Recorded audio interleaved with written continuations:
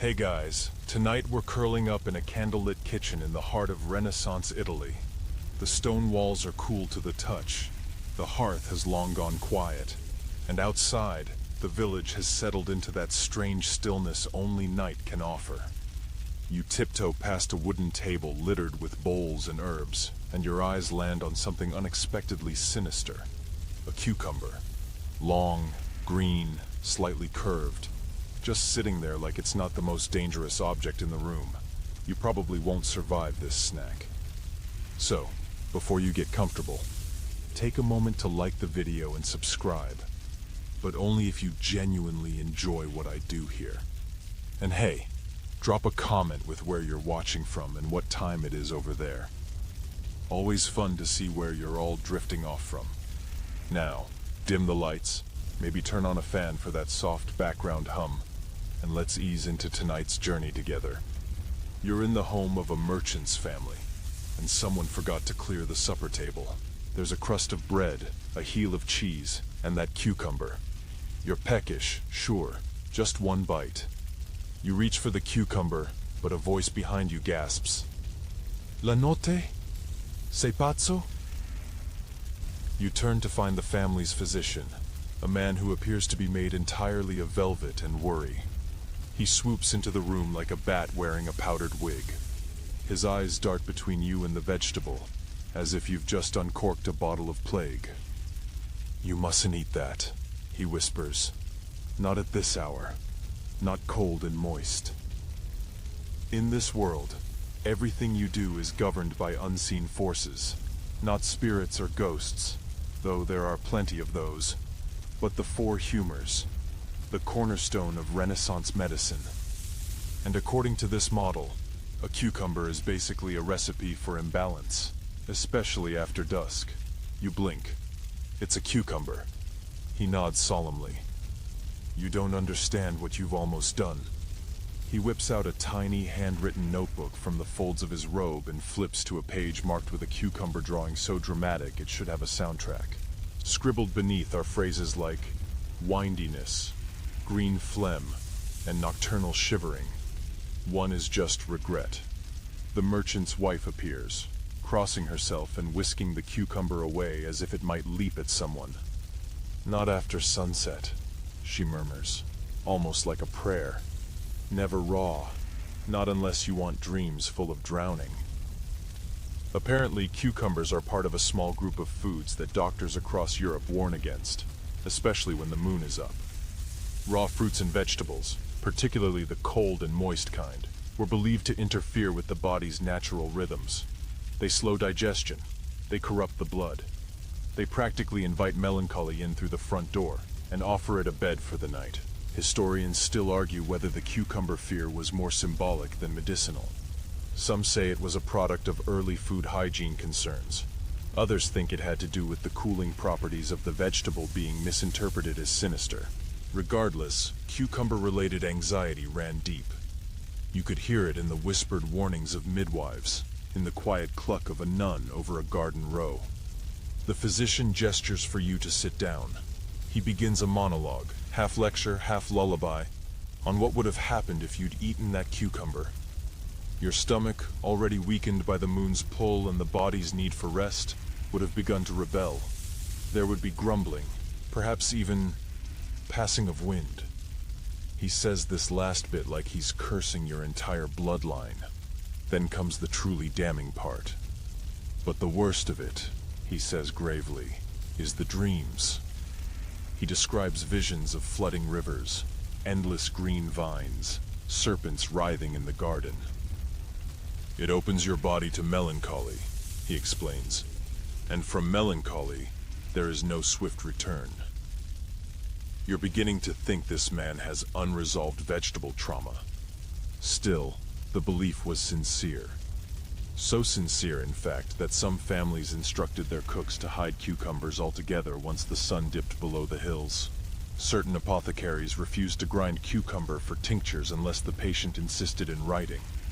Even courtiers were warned against nibbling cucumber slices at late-night banquets, lest they appear emotionally unstable. Meanwhile, cucumbers themselves, oblivious, crunchy, blameless, grew quietly in gardens, waiting for the next round of blame. So here you are, wide awake in a Renaissance kitchen, having narrowly avoided what might have been the most uneventful medical emergency in history. And just outside, the stars continue their slow parade over tiled rooftops, whispering that, yes, even cucumbers have their moment in the moonlight. You're still seated at the table, your fingertips resting where the cucumber once lay. The physician, ever dramatic, begins to pace in the low candlelight, his velvet robe swishing like an anxious stage curtain.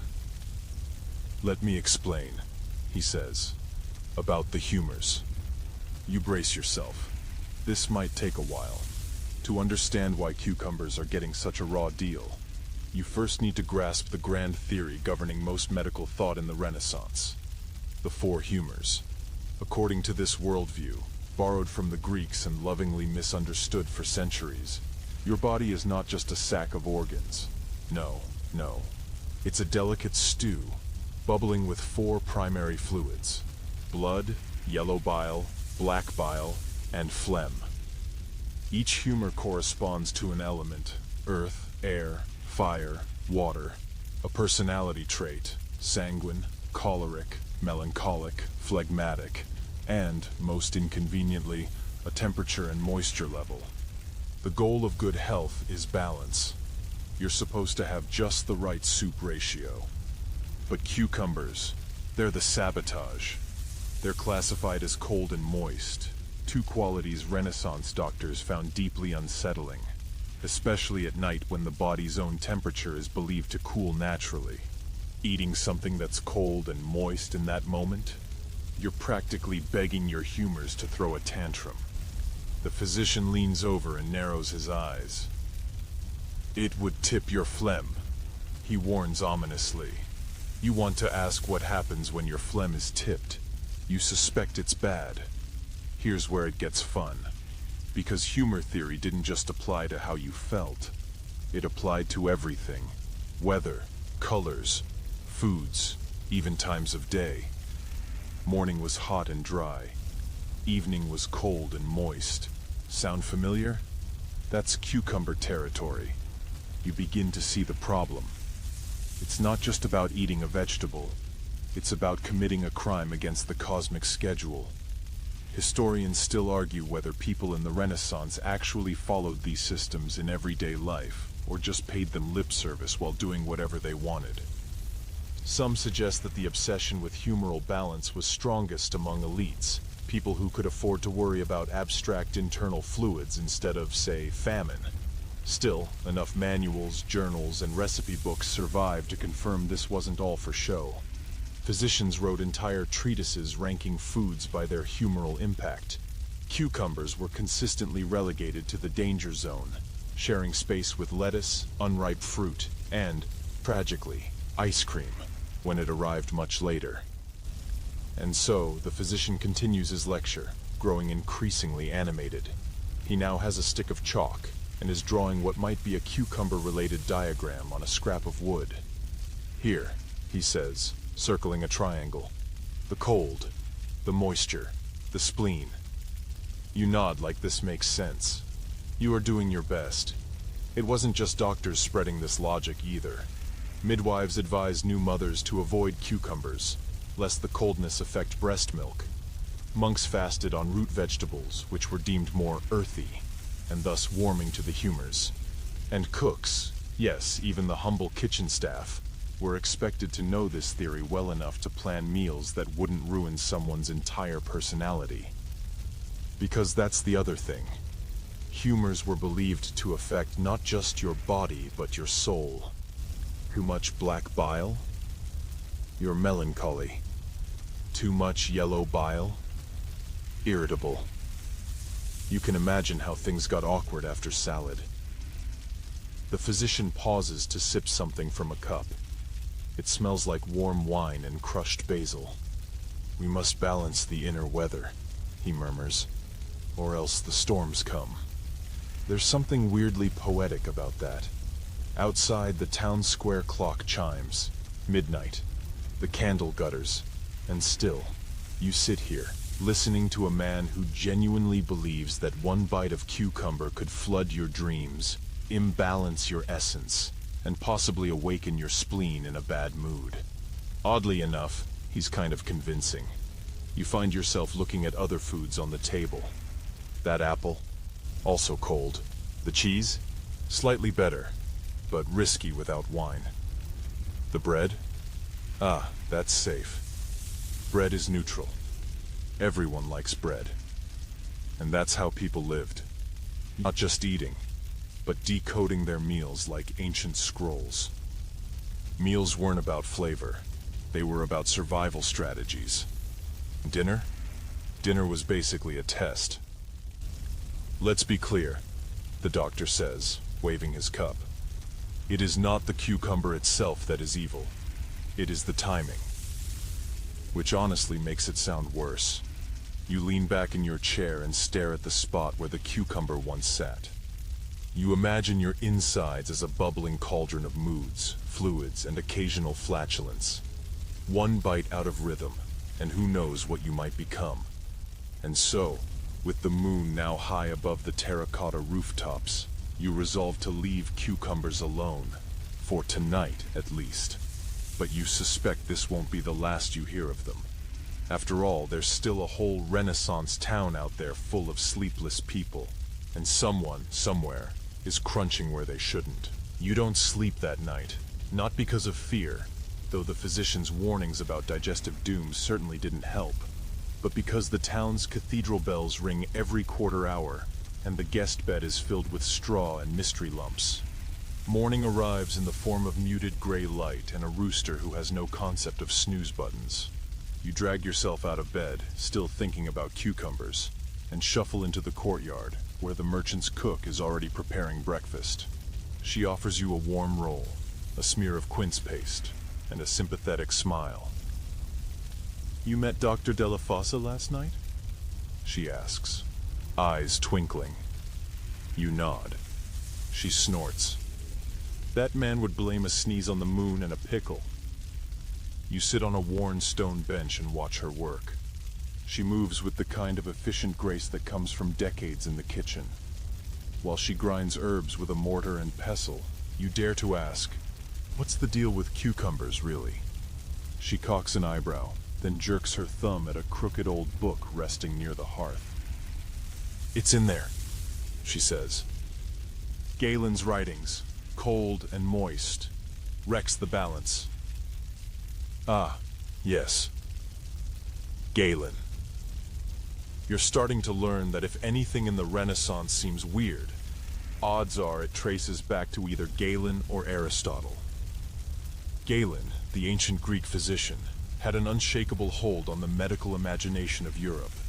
Even though he lived over 1,000 years earlier, his opinions still got you invited, or banned, from dinner tables.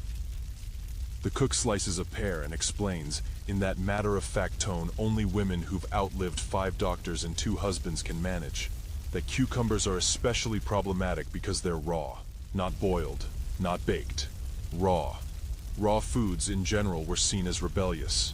They skipped the civilizing process of fire. They arrived in the stomach like cold strangers at a warm party, and made everyone uncomfortable. She explains it like this. Imagine your stomach is a little oven. At night, the fire is low. A hot stew would keep the flames steady. But a cucumber? That's like throwing a wet rag on dying coals. No wonder your digestion rebels. Historians still debate how much of this cold and moist obsession was metaphorical. Some argue that physicians were projecting their own discomfort with natural decay and perishability.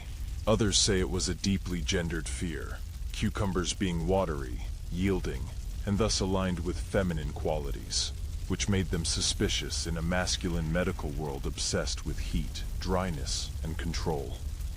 You glance at the herb shelf. So many jars. Some labeled with Latin, others with hand-drawn pictures.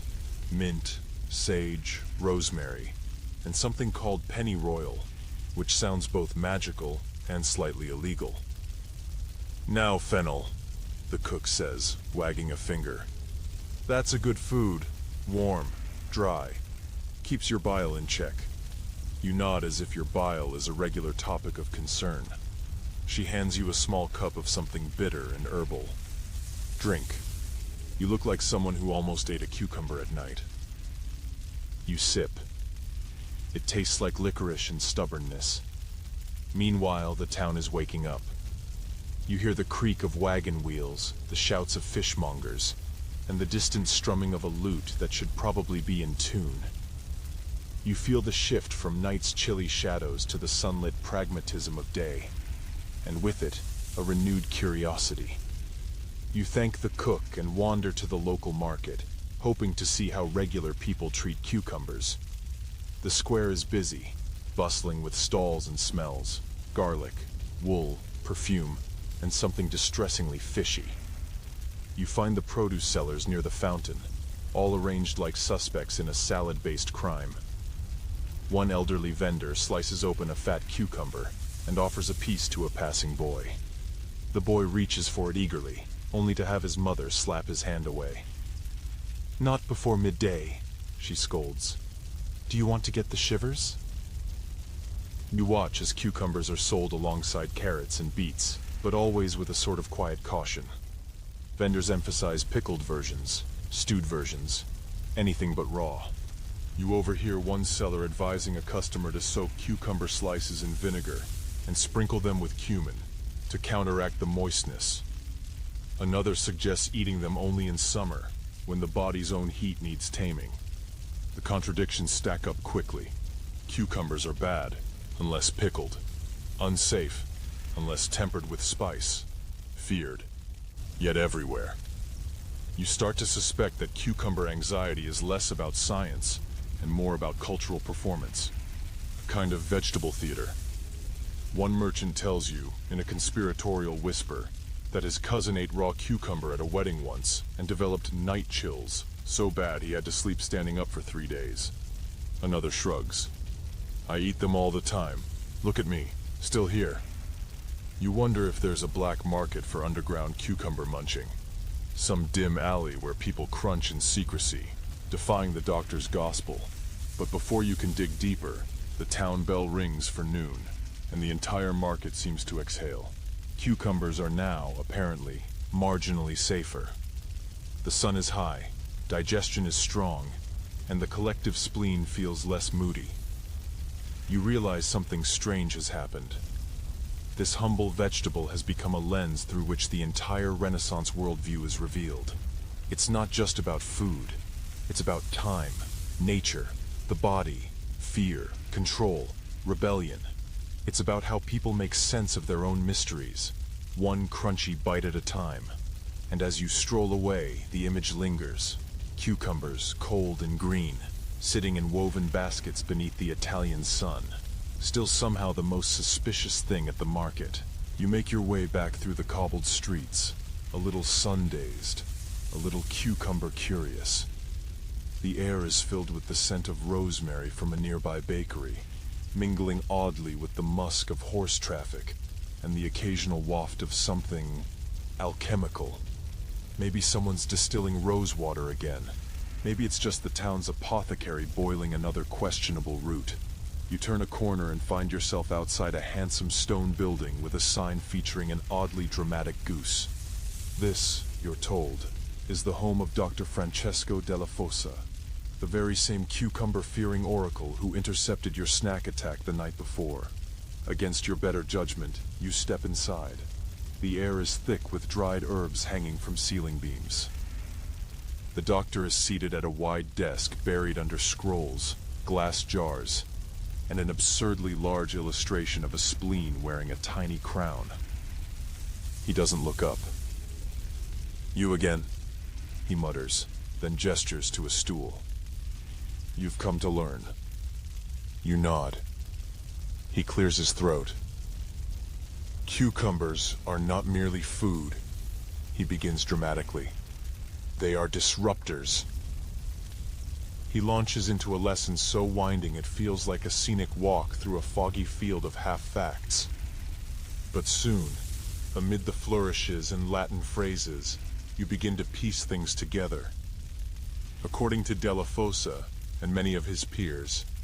Cucumbers are agents of disorder in the body's carefully aligned system of humors. Most foods, he says, inspire digestion. Bread supports the stomach. Meats, when properly cooked and chewed exactly 32 times, nourish the blood. But cucumbers? Cucumbers chill the organs. They slide into the gut like smug little saboteurs and convince your liver to take a nap. The doctor leans in. And at night, the consequences are magnified. The body is passive, dreamy, receptive. A cucumber can speak to your insides. You try not to laugh. You fail. He frowns deeply. There is precedent. He retrieves a worn folio filled with what appear to be medical case notes written in elaborate cursive.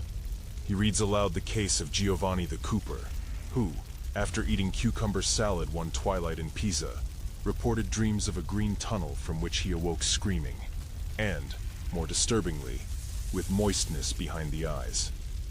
There's also Luciana of Arezzo, who swore that late-night cucumbers caused her to weep with no cause, and experience spontaneous sighing. Historians still argue whether these reports were sincere or theatrical. After all, Renaissance medical documentation wasn't always strictly clinical. Sometimes it blended fact, observation, moral judgment, and a flair for storytelling. It wasn't unusual to see a diagnosis accompanied by a line of poetry, or, in the case of Della Fossa, a small watercolor of a cucumber with angry eyebrows. But he is not alone. In 16th century Italy, many physicians operated with the same guiding principles: that digestion ruled emotion, and food could manipulate both the body and the spirit. And in their eyes, cucumbers were deceitful. They appeared clean, healthy, even elegant. But beneath the skin, they were slick with coldness and prone to rot. You ask the doctor why, if they're so dangerous, cucumbers were still cultivated. He sighs like a man explaining fire to a moth. Because people crave what harms them, and because they are cheap. That last part rings true. Cucumbers grow fast. They don't require special care. They're cooling in summer, beautiful in markets, and a favorite of housewives who believe in balance more than fear. It's the eternal push and pull. The doctor's warnings against the housewife's habits, the academic versus the kitchen herbalist, the inked diagram versus the bubbling pot. The doctor suddenly rises and retrieves a cloth bundle. He unwraps it slowly, revealing, yes, a cucumber. Sleek, fresh, villainous. He sets it between you with a mixture of fear and reverence. This, he says softly, is not just food. It is a test of character. You stare at it. It stares back. And then, as if sensing that the monologue has peaked, he turns to a shelf and begins preparing a digestive cordial. It involves boiled wine, cloves, orange peel, and something suspiciously mossy. Take this, he says, handing you a vial, for the nightmares you almost invited. Outside, the sun is sliding westward, the market quieting, and the shadows lengthening. You step into the street with your mysterious vial, unsure if it will heal you or give you basil-scented hiccups. The doctor's door shuts behind you with a dramatic creak. You start to walk. You notice now how many gardens grow cucumbers. Little trellises with curling tendrils, green bumps peeking through leaves. You see children playing nearby, monks tending rows, housemaids gathering herbs. And you wonder how many of them believe what Della Fossa believes. How many hide cucumbers after sunset? How many risk it? And how many, like you, have begun to wonder, what if he's right? Because the truth is, even now you feel a little colder just thinking about it.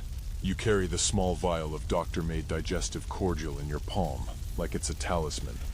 It sloshes gently, somewhere between syrup and potion, smelling faintly of burnt oranges and regret. As you walk, a cool breeze snakes through the alleyways of town. rustling the hems of aprons and the fringes of drying laundry. You pass a group of children playing with a hoop and stick, an aggressively wholesome activity. One of them bites into a wedge of melon and freezes when he sees you watching. He lowers the fruit slowly, eyes wide. "It's not a cucumber," he shouts, like a man declaring his innocence at trial. You nod solemnly. "Good," you say. "Carry on." But as you wander deeper into the day, the most curious pattern begins to emerge. Cucumbers are everywhere, and yet, never alone. You notice that when cucumbers are sold at stalls, they are always accompanied by something else: spices, vinegars, citrus slices. You begin to understand a quiet truth of the Renaissance world. Cucumbers are rarely trusted to travel solo. It brings you to the subject of flatulence. Yes, the phantom of flatulence, as Dr. Della Fossa called it with great theatrical disgust. According to Renaissance physicians, cucumbers weren't just dangerous for their cold, moist temperament. They were treacherous little wind makers. Specifically, they induced excess air in the belly, which led to noises no one wanted to discuss over supper. Or worse, unexpected public disruptions. You find yourself outside a small trattoria, the kind that smells perpetually of garlic and old wine. An older man sits at a table with a notebook and a deeply furrowed brow. He looks like someone who has spent a lifetime thinking about vegetables. He introduces himself as Brother Paolo.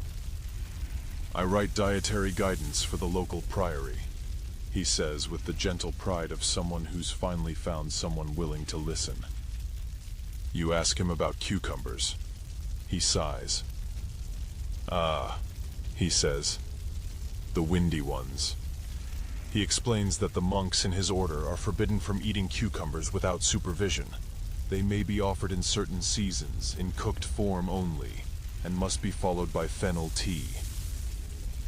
The younger brothers cannot be trusted with such airy foods, he says, shaking his head. He shows you a handwritten food log from the priory's kitchen. There are columns labeled harmony, discomfort, and, most curiously, nocturnal sound. You raise your eyebrows. He shrugs. "We track everything." Historians still debate how seriously monastic orders enforced dietary restrictions. Some believe these logs were more aspirational than enforceable. Others suggest monks used them to document health patterns in a time before charts and graphs. Regardless, the notes are clear. Cucumbers were notorious for producing embarrassing results, especially during communal sleep hours. You imagine a long stone hall filled with monks, each trying not to move, not to shift, not to let slip the consequences of that lunchtime salad. You almost feel sorry for them. Almost. Brother Paolo tells you that cucumber flatulence wasn't seen purely as a joke. It was an omen. Too much air in the belly was thought to cloud the mind, distort dreams, and weaken prayer, he explains. Sound is a sign of imbalance. The Renaissance didn't separate body and spirit the way modern minds do. A hiccup, a burp, even a sigh could signal an internal misalignment with moral consequences. If your stomach misbehaved, maybe your soul was next. That's where cucumbers became both dietary and spiritual hazards. Paolo leans in and lowers his voice. One brother claimed he saw an angel turn away from him in a dream after he ate pickled cucumber too close to Vespers. You can't tell if Paolo believes this or if he just enjoys the storytelling. Either way, he pours you a small cup of fennel tea and insists it will anchor your winds. The tea is warm and tastes like licorice boiled in a church pew, but you drink it, just in case. He tells you that cucumbers, to be properly tamed, must be sliced thin and salted. The salt, he says, draws out the moist humors, making them less volatile. You imagine cucumbers weeping into a bowl, surrendering their secrets. It's oddly poetic. And so you sit there, sipping tea, listening to a man talk about digestive silence with the reverence of a theologian. You realize this is no small matter in the Renaissance world. It's about dignity, order, the quiet of sleep, the stillness of prayer. Flatulence wasn't just an inconvenience, it was a warning sign. You walk away from the trattoria with a newfound respect for what people were trying to manage, a fragile harmony between body and world. They feared what they could not control. A gurgling stomach meant more than discomfort. It meant imbalance, a slipping of control, a breach in the body's social contract. And cucumbers, it seemed, were often the first suspects in the lineup. As the afternoon sun begins to tilt toward evening, you pass a cart selling roasted chestnuts and wonder if they've ever been accused of spiritual corruption. Probably not, but who knows? In this world, even your lunch could lead to a moral crisis. By now, you're beginning to accept a strange truth. Cucumbers in the Renaissance were less of a vegetable and more of a drama. And no organ felt more threatened by this drama than the spleen. Yes, the spleen. That dark, ambiguous organ lodged somewhere near your stomach, whose real function even modern science had a late start on. But back in the 1500s, the spleen was personal. You're in a small bookshop off a quieter piazza now, walls lined with manuscripts and that delightful smell of old paper and old opinions. The shopkeeper, a sprightly woman with ink-stained fingers, hands you a copy of Trattato sullo splenico, a handwritten treatise on the spleen from 1573. It is, frankly, unhinged. The spleen, you read, was considered the seat of black bile, the humor responsible for melancholy, brooding thoughts, and, as one marginal note insists, poetry of questionable optimism. The spleen didn't just affect your body. It shaped your mood, your dreams, your very sense of being. And cucumbers? They were accused of inciting a splenic revolt. According to the text, cucumbers feed black bile. Their cold moistness strengthens it, swells it, and gives it room to whisper dark things to the brain. That's a direct quote, and you reread it 3 times just to be sure it wasn't a metaphor gone too far. Historians still argue whether this cucumber-spleen link was more medical or mystical. Some suggest the correlation was driven by the vegetable's tendency to cause bloating, which in turn created feelings of discomfort and emotional heaviness. Others think it was about social control. People who refused hot, active foods were seen as passive, lazy, or worse, introspective. You sip a thin coffee the bookseller brewed on a single flame and imagine your own spleen judging you silently from inside your torso. The shopkeeper, who has clearly eavesdropped the entire time, chuckles. "You should see what they wrote about cabbage," she says. "But cucumbers, oh, those were practically spleen bait." She explains how physicians often prescribed countering agents if a person simply insisted on eating cucumbers.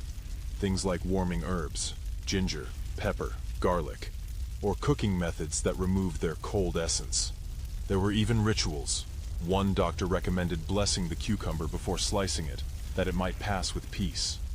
You try to picture someone whispering prayers over a salad and decide not to laugh too loud. You're starting to suspect that someone would genuinely be offended. In noble households, you learn, it was common for the head physician to inspect seasonal produce for humoral compatibility.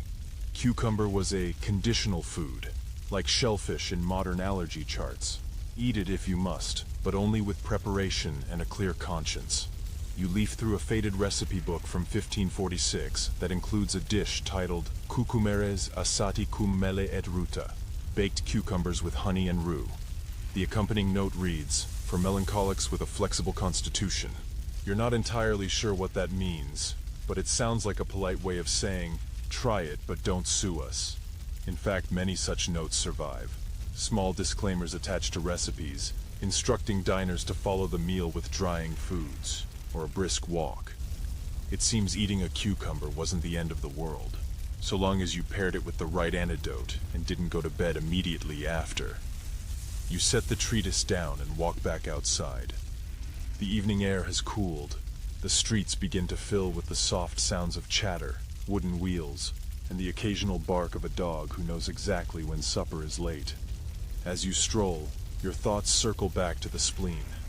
Unlike the heart or the liver, which have dramatic reputations and romantic metaphors, the spleen seems like a grudge holder. It's not about heroics, it's about mood. In the Renaissance imagination, your spleen could turn on you slowly, poison your perspective, sour your joy. And what did it hate the most? Apparently, cucumbers. There's something gently absurd about it, and also strangely beautiful. Imagine living in a world where feelings weren't abstract, where sorrow had a location, where your gray days came from a shadowy pouch beneath your ribs, and could be managed, or at least blamed, by adjusting your diet. And so, as the sun sinks behind red-tiled roofs, casting golden light on shutters and ivy-draped walls, you begin to feel the strange logic of it all. The universe, at least in this town, makes its rules by balancing elements. Hot and cold, wet and dry, sweet and bitter. Even laughter and grief have a rhythm here, a recipe to follow. Maybe that's why cucumbers stir up so much trouble. They don't fit neatly. They resist the cook's fire. They pretend to be innocent. And worst of all, they make the spleen frown. You turn down a side street where lanterns are being lit one by one. A group of musicians begins to tune their lutes nearby. Somewhere, someone sneezes. You glance at the cordial in your pocket.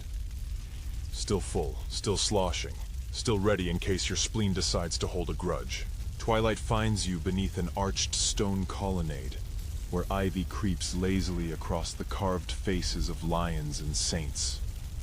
The air smells like olive oil, wood smoke, and something slightly roasted. Maybe chestnuts, maybe someone's unfortunate hat. You're not entirely sure, and despite everything you're hungry. You find your way to a modest inn where dinner is being laid out under a pergola wrapped in grapevines. A friendly innkeeper, with sleeves rolled up and eyebrows permanently raised in amusement, waves you toward an empty seat. The table is long, communal, and cluttered with earthenware bowls and pitchers of wine. You settle in between a merchant who's already dozing over his lentils and a shoemaker who offers you a slice of something green. Your pulse quickens. It's a cucumber. Fresh, raw, slick with a touch of oil and a dusting of ground coriander. You hesitate. The shoemaker chuckles. "It's not poison," he says, but then, seeing your face, adds, "You've been talking to doctors, haven't you?" You nod. He laughs harder. "They think everything causes melancholy. Last week I was told to stop eating pears because they make you weep in the bath. Still, you don't reach for the slice. Not yet. Because you're remembering what Dr. Della Fossa said, and what Brother Paolo said, and that book about the spleen that practically accused cucumbers of whispering Gothic poetry to your gallbladder." The shoemaker shrugs and eats his slice anyway. Dinner progresses. There's barley stew, herb-roasted onions, a pie full of mystery, and probably turnips. And yet another offer of cucumber. You politely decline. Instead, you listen. Conversation meanders gently through topics. The price of wool, the mayor's new horse, a rumor that someone saw a comet last week and thinks it means the baker's daughter is cursed. Eventually, someone brings up dreams. You lean in. The woman speaking is a seamstress. She claims that dreams change depending on what you eat before bed. "Nuts make you dream of climbing," she says. "Cheese makes you dream of singing in front of crowds you're not dressed for. And cucumbers," she trails off dramatically, "they make you dream in green." You blink. "Green?" She nods. Everything is green. The walls, the people, even the sky. Once I dreamed I was married to a tree. It was nice until the roots grew into my kitchen. The table chuckles, but no one challenges her. It's as if everyone accepts that dreams and digestion are roommates. And cucumbers? Well, they're the house guest that rearranges your furniture. Historians still argue whether Renaissance dream theories were more rooted in folk beliefs or academic theory.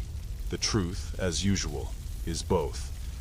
In medical texts, dreams were categorized by food groups, organs, and elemental balance. A cold meal could trigger wet dreams. Not the modern kind, but literally dreams involving water, rain, or drowning. Warm foods led to fire dreams, fevers, or visions of anger and noise. A cucumber at night, then, was a wet green ticket to the subconscious. One surviving diary from 1589 records a man named Vitor, who kept a nightly dream journal alongside a food log.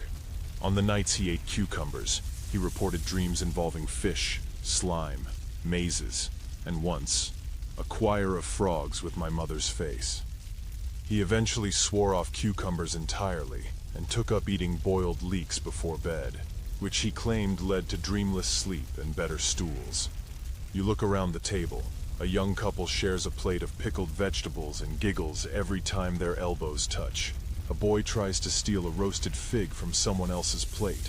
And you're still thinking about green dreams. The shoemaker nudges you again and offers one last slice of cucumber. It gleams in the firelight, deceptively innocent. You almost take it.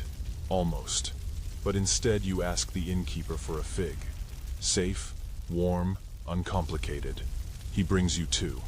As you eat, you think about how Renaissance people lived in a world where food was both flavor and philosophy. Meals were rituals, not routines. Every ingredient had its own mood, its own consequence. And cucumbers? Cucumbers were more than just crunchy. They were chaotic. You finish your fig. It's sweet, dense, and full of little seeds that crunch like polite applause. The kind of food that makes no promises and no threats. The innkeeper brings warm water in a copper basin so guests can rinse their hands. Night settles fully, the vines above now lit with tiny lanterns, and someone begins to strum a slow tune on a lute. You feel full, calm, and, despite the cucumber paranoia, oddly safe. No green dreams tonight. Night deepens, and with it comes a hush that presses gently on the terracotta rooftops and the cobbled streets. You step away from the pergola, full of fig and fennel and mildly scandalized by vegetables, and begin your walk back to the merchant's house. But the streets aren't entirely quiet. Somewhere, behind a shuttered window, someone coughs. Down the lane, a dog growls at shadows. And above, high in the tower, the bells begin their hourly sermon to the stars. You're not sleepy yet. Not really.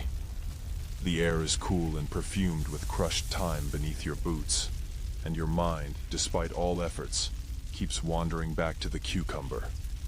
A humble garden snack that somehow, through centuries of half-understood anatomy, poetic digestion, and aggressive dreaming, became a symbol of midnight recklessness. And that's when you remember something. Insomnia. If ever there were a time to truly understand the cucumber's crimes, it's now, when the city's sleepwalkers stir and the sleepless count the ticks of the clock. You veer left at a statue of a saint holding a goose. There are a lot of geese in this town, historically suspicious. And find your way toward a small herbal shop tucked beneath the belfry. A candle still burns in the window. The shop smells like everything and nothing. Lavender, beeswax, roasted chicory, and underneath it all, the slightly damp scent of dried valerian root. The shopkeeper is old, gnarled like a branch in winter, with eyes sharp as pins, and a voice like the pages of a book being turned very slowly. "Trouble sleeping?" she says before you speak. You nod. "Cucumber?" she adds. You blink. She cackles, then points to a shelf labeled Nocturne Remedies. It's filled with linen pouches containing herbs like chamomile, poppy seed, lemon balm. And nowhere, absolutely nowhere, does a cucumber appear. "Cold things are banned after dark," she says simply, as if it's the most obvious rule of survival. Even the moon knows better than to cool what should be warm. She explains how, in Renaissance households, treating sleeplessness was as much about correcting inner climate as it was about calming nerves.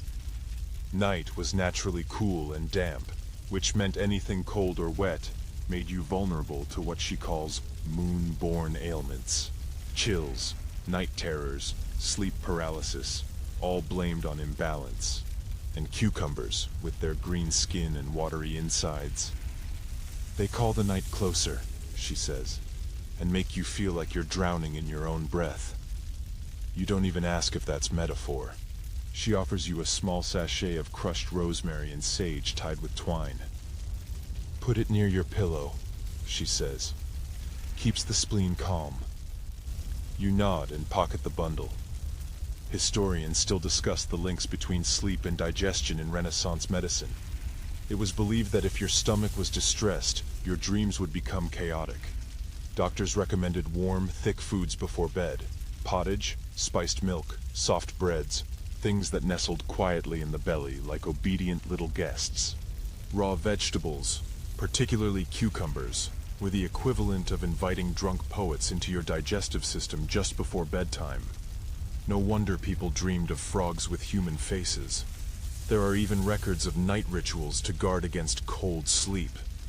These included rubbing feet with warming oils, sleeping with a copper coin under the tongue, or, more commonly, sipping a blend of wine, honey, and crushed almonds.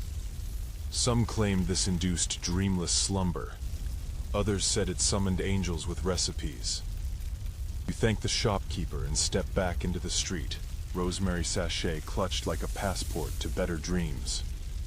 The stars are out now, freckled across the sky like powdered sugar on an overbaked tart. You take the long way home, passing a fountain where a drunk man is singing to his own shoes, and an alley where two cats are either in love or engaged in medieval combat. And your mind drifts. You picture a noblewoman in Verona, sitting upright in bed, fanning herself as a servant removes a salad bowl from her chamber in the middle of the night. "What was I thinking?" she whispers. "Raw cucumber. At this hour. I could have drowned in dreams." You picture a friar, chewing fennel seeds and muttering Psalm 23 between bites. You picture Dr. Della Fossa, furiously scribbling in his journal. Subject appeared restful. May have consumed hot porridge instead of cursed cucumber. Further testing required. You arrive back at the merchant's home. The shutters are closed, the hearth now just a faint glow. Your room smells like hay and faintly of soap. You place the rosemary sachet near your pillow and lie down, one hand on your stomach, listening for any sign of rebellion. None comes. For now. You close your eyes and let yourself drift, wondering if dreams tonight will be green or simply quiet. Morning arrives like a sigh. You wake with sunlight slanting across the floorboards and the faint scent of something baked wafting through the open shutters. No strange dreams, no melancholic frogs. Your spleen seems unbothered, and most importantly, no cucumber was consumed. You stretch, shuffle into your shoes, and descend the stairs to find the kitchen already bustling. The merchant's wife greets you with a nod and slides a plate in your direction. Roasted chestnuts, warm cheese, and a single fig. Safe food. Food with boundaries. But today, you're after answers. You've heard about cucumber suspicion, warnings, even outright fear. But there's one thing you can't quite shake. Why raw cucumbers were seen as so much more dangerous than cooked ones. So you make your way to the old quarter of town, where the Kitchen Guild maintains its headquarters. It's part workshop, part school, and part social club for people who've burned their eyebrows off at least once while flambeing a duck. You slip into a lesson already underway. A round-faced instructor with a voice like butter over gravel is lecturing a group of apprentices on the theory of fire. You wait until he's done describing how improperly roasted garlic can summon wet lung, a term no one seems to understand, and ask about cucumbers. He raises an eyebrow. Raw? He asks. You nod. He waves you over to a table where rows of sliced cucumbers rest beside bowls of oil, vinegar, spices, and what you think might be crushed cloves. You can't just eat them like that, he scoffs. You have to cook them. And suddenly, you're helping prepare cucumis calefactus, a traditional warm cucumber dish. The process is bizarre and delightful. First, the cucumber slices are soaked in salt to draw out their treacherous humors. Then they're seared in a pan with pepper, honey, and mint. The end result is oddly tasty, if slightly confusing to your modern palate. You're told that in noble homes, cucumbers were often treated like squash or even meat, baked, roasted, boiled, anything to make them safe. Because in the minds of Renaissance cooks and physicians alike, the fire wasn't just for flavor, it was medicine. Cooking wasn't culinary, it was transformational. Historians point out that this distrust of raw foods came from more than just medical superstition. There were practical reasons too. Raw vegetables were harder to digest, more likely to carry illness, and often grown in conditions that modern hygiene inspectors would weep over. But in the Renaissance, these risks were interpreted through the language of humors: cold, moist, spleen-provoking, dream-destroying. You sit with the apprentices and taste the final dish. It's better than expected.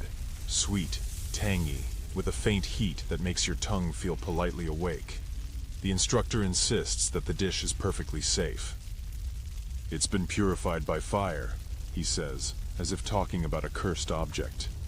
You ask if people ever ate cucumbers raw anyway. Of course, he says. People are reckless, especially in summer. That's when they pretend the rules don't apply. Which leads to another curious thing: cucumber seasonality. In warm months, people were more likely to eat cucumbers raw, against better judgment. They were cooling, crisp, hydrating. And for those without access to chilled drinks or fans, a cucumber slice was the closest thing to relief. But paradoxically, summer was also considered a time of heightened humoral risk. Heat outside, cold inside. The body could become confused. And confusion, in Renaissance medicine, always led back to imbalance. You ask if he's ever eaten one raw at night. He pauses. Once, he says, with the gravity of a man recalling a crime. Late summer, no vinegar, no garlic, just sliced. I dreamt I was drowning in a field of whispering eels. Took a week for my bowels to forgive me. You nod, appropriately horrified. He laughs and claps your shoulder. Don't look so grim. Everything's dangerous if you believe in it enough. That line sticks with you as you walk back through the town, watching as vendors lay out their midday wares. Cucumber slices, now safely accompanied by bowls of oil and jugs of wine, glisten in the sun. Shoppers taste carefully, chew slowly, and immediately follow their bites with olives or salted almonds. It's a balancing act, a ritual even. And suddenly you realize, this isn't about cucumbers. Not really. It's about fear, control, pattern. It's about creating systems for a world that didn't offer many guarantees. A world where plague could sweep through without warning. Where doctors prescribed owl brains and sleep was a vulnerable, mysterious state. So if cooking a cucumber gave people back even a sense of control, it was worth it. You pass a boy selling small paper bundles of cooked cucumber at a street corner. "Warm salad!" he shouts. "Fire-cured and spleen-safe!" You can't help but smile. You buy one. You take a bite. It's strange, a little rubbery, oddly pleasant. You feel your humors nodding in cautious approval. For now, the afternoon sun angles lazily across the rooftops, gilding windows and warming flagstones. You linger beneath an awning with your warm cucumber bundle still in hand, chewing thoughtfully as a breeze carries the scent of rosemary and roast meat from a nearby tavern. It's good. Strange, but good. Like a vegetable pretending to be dessert at a funeral. You lean against a column and watch as townsfolk go about their routines. Laundry is slapped against stones, pigeons negotiate rooftop treaties, and a butcher shouts, "Fresh liver," with the kind of enthusiasm that suggests he doesn't know what century it is. But then something curious catches your attention. A small line outside the vinegar stall. You drift closer and listen. The customers, mostly women, baskets tucked into elbows, eyes sharp, are buying not cucumbers, but pickled cucumbers. Whole jars of them. With dill, with garlic, with herbs you can't name. And they're being bought with the sort of brisk decisiveness that implies trust. Confidence, even. You raise an eyebrow. Pickled cucumbers? Weren't these the very same sinister green devils that made doctors gasp and dreamers drown in their beds? Apparently not. If they're pickled. A tall woman in a blue apron notices your confusion and pats a jar. "These," she says, "won't poison your sleep or your spleen." You ask her why. She grins. Because vinegar is fire. Not literal fire, of course, but in the Renaissance worldview, vinegar was a warming, drying substance. It corrected moisture. It tamed the cold. It made things less green, in every poetic sense. Vinegar, it turns out, was the great humoral equalizer, a kind of culinary redemption. When cucumbers were soaked in vinegar, they were cooked without heat, preserved in a bath of balance. Suddenly, they weren't suspicious anymore. They were sophisticated. Historians note that pickling was not only a method of preservation, it was a form of transformation. Just as cooking with fire rendered vegetables more digestible, pickling altered their humoral profile. A cucumber marinated in vinegar was believed to be entirely different from one sliced fresh. It was a new thing. A reformed citizen. A cucumber no longer prone to dreams. You strike up a conversation with the stall's owner, a woman named Marta, who pickles with a level of precision that borders on holy. She tells you she never sells raw cucumbers, not even in summer. "Why would I?" she scoffs. "They're moody. These..."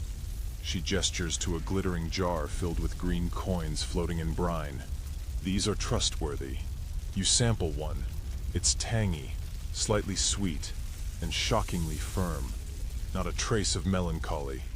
You feel like you could conquer a small kingdom, or maybe just nap with complete peace of mind."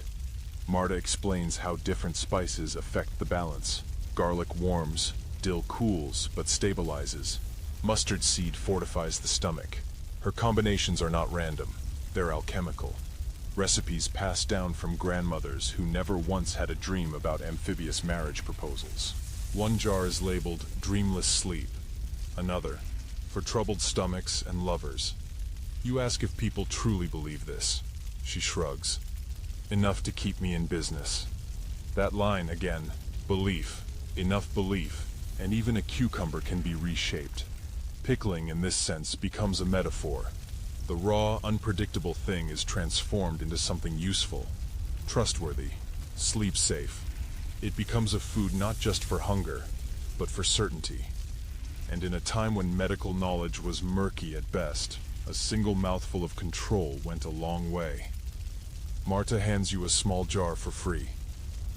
"Try them before bed," she says. "No dreams, no regrets." You thank her and continue wandering through the market. With each step, you notice more. Pickled cucumbers on cheese boards, beside cured meats, tucked into pies. Even the skeptical seem to make exceptions for the pickled form. You pass a tavern menu chalked out in spidery letters. Today's supper: pigeon pie, lentil stew, vinegar. Cucumbers with cracked pepper. Apple tarts, limit 2 per monk. You smile. The sun is beginning to lower, its light now richer, deeper. The town glows, and for the first time you see cucumbers not as chaos, but as redemption stories. They've been feared, cooked, cursed, and blessed. And now they sit quietly in glass jars, safe and acidic, waiting to be eaten with confidence.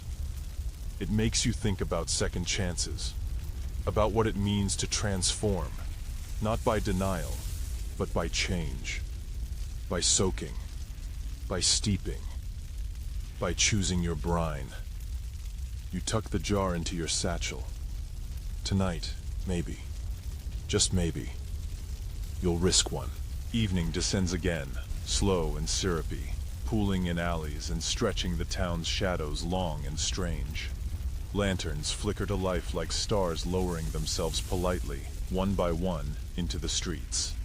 You're walking with your newly gifted jar of pickled cucumbers tucked carefully into your satchel when you hear the sound of singing.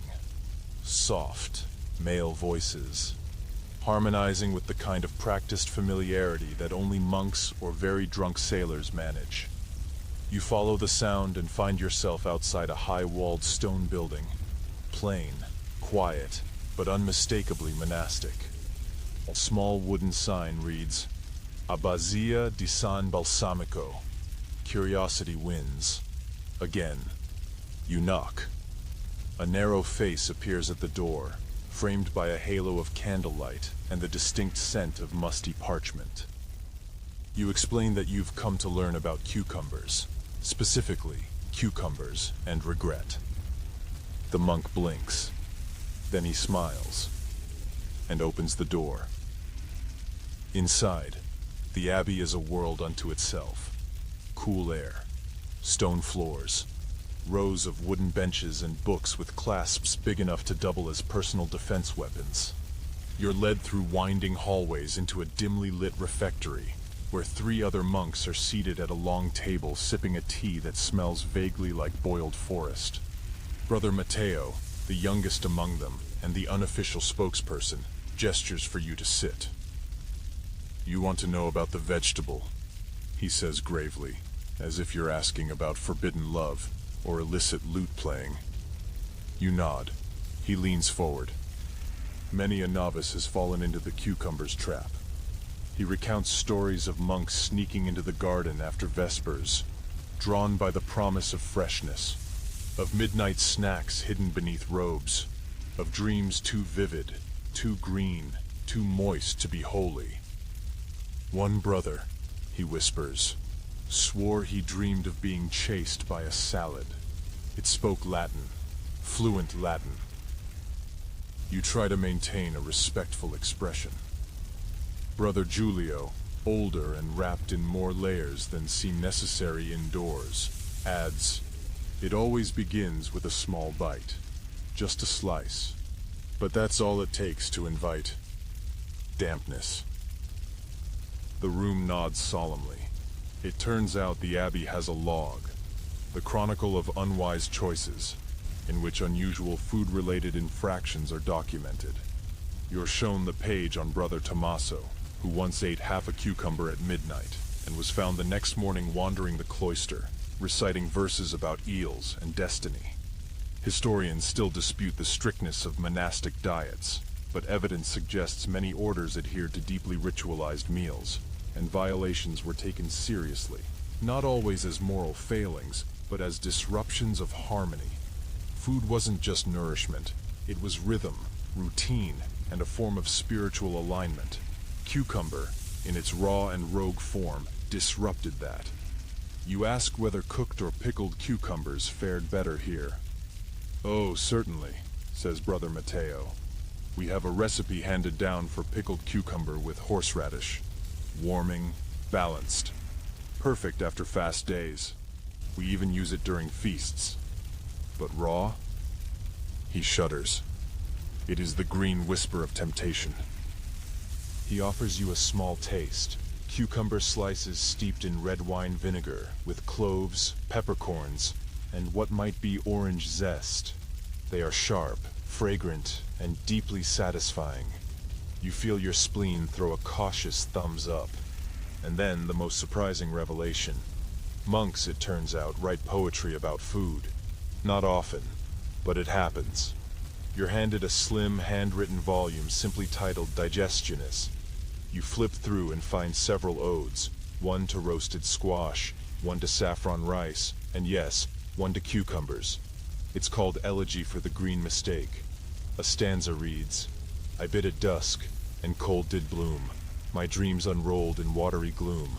O foolish tongue, O spleen betrayed, by salad song, my peace waylaid.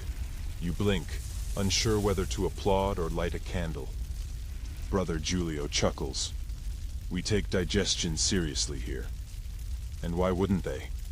In an age without antacids, where dreams were analyzed like prophecies and midnight indigestion might derail your next sermon, what went into the body mattered as much as what came out of the soul. You sip their forest tea. It's bitter and grounding, like drinking the thoughts of a pine tree. Before you leave, Brother Matteo presses a folded piece of paper into your hand. A recipe. Cucumis benedictus. A blessed cucumber preparation involving pickling, prayer, and a very precise number of fennel seeds. Should you ever be tempted, he says, do it properly. You step back out into the night, the jar still tucked in your bag, the poem stuck in your head. Somewhere, a bell tolls. Far off, a cat yowls. And above, the moon climbs like a judgmental eye over the rooftops. You smile. You may not have all the answers, but you have poetry, pickles, and perhaps, just perhaps, a little bit of monk-approved cucumber redemption. By now, you've eaten pickled cucumbers, read poetry about them, and listened to monks describe their nocturnal regrets. And yet, the further you go, the stranger the cucumber's journey becomes.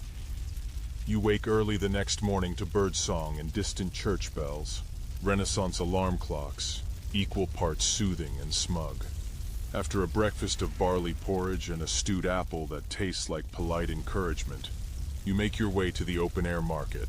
Your goal, talk to the people who live closest to cucumbers, not the doctors or the monks, but the ones who sell them, the ones who get their hands dirty, the ones with cucumber pulp under their fingernails. You find the produce lane alive and humming, crates of pears and baskets of basil, rows of garlic braided like medieval jewelry, a woman selling turnips from a cart decorated with a faded drawing of a pig riding a goat. And near the well, tucked beneath a striped canvas canopy, is what you're looking for, the cucumber vendor. His name is Luca. His stall smells like morning dew and ambition. He's middle-aged, wears a straw hat with more holes than structure, and speaks with the rhythmic cadence of a man who's both a merchant and a gossip columnist. You ask him what it's like, selling something so controversial. He grins. I sell risk, mild, crunchy risk. He waves a hand over his display, long cucumbers, short ones, pale-skinned ones, and others striped like tiny watermelons, all of them arranged with care, like green missiles of polite rebellion. You ask if business suffers because of the fear. He snorts. People love fear. They just want someone else to blame when it turns sour. According to Luca, the real cucumber fear spikes in two specific seasons, late summer and Lent. In summer, people crave cooling foods but are warned against them. In Lent, monks and devout townsfolk begin fasting or adjusting their diets, and cucumbers are just unpredictable enough to spark anxiety. Still, he sells out most days. They complain, he says, but they chew. No one wants to be the first to eat one after sunset, but someone always does. You press him further. Does he eat them himself? He looks left, right, then pulls a thin slice from beneath the counter and pops it into his mouth. Breakfast, he says, grinning. I like to live dangerously. You buy one cucumber out of solidarity, then ask if anyone's ever blamed him, seriously, for their misfortunes. Luca laughs and begins what might be the most absurd collection of local lore you've heard yet. There was the young poet who ate 3 cucumber slices before a public recital and forgot every line. A tailor who swore cucumbers made her thread knot mysteriously. A minor noble who claimed his horse lost interest in racing after being fed cucumber peelings. He tried to accuse me of witchcraft, Luca says proudly. I gave him a refund and a lecture. You're beginning to understand something important. Cucumber panic wasn't just medical. It was social. A scapegoat. A leafy green alibi for every misstep, every unfortunate dream, every awkward stomach gurgle at Mass. Historians suggest that such patterns were common across Europe. In an age where science and superstition danced awkwardly together, foods became symbols. To eat something cold and raw was to invite scrutiny. To fall ill after such a choice? Practically a morality tale. And for cucumber sellers like Luca, this meant walking a strange line. Provider of produce, yes, but also therapist, theologian, and occasional suspect. He tells you about the salad wars, a local squabble between two vendors, one who insisted that cucumbers were fine if accompanied by dill, and the other who believed dill made it worse. They stopped speaking. A third vendor capitalized by selling neutral cucumbers with no herbs at all, labeling them philosophical greens. Luca shakes his head. There were shouting matches. Someone threw a radish. You ask if things have calmed down. He shrugs. Mostly. Except for the herbalists. They're always suspicious of anyone who sells raw anything. You thank Luca and begin to walk away, cucumber in hand. Wait, he calls after you. If you eat it tonight, slice it thin and bless it. You turn. I'm serious, he says. Salt it, pepper, say something nice to it, show it who's in charge. You nod. Not because you believe it, but because you almost do.